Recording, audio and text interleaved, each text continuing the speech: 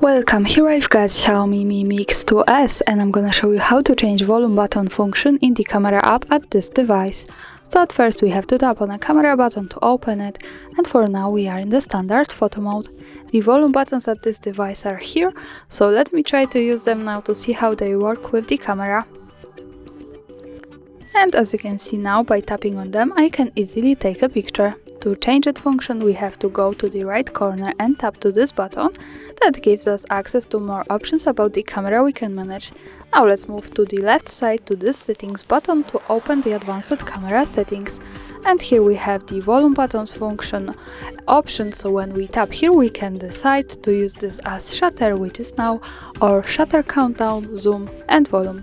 Now let me change this to zoom to show you how it works different, and let's go back to the camera. Now let me try to use these buttons once again.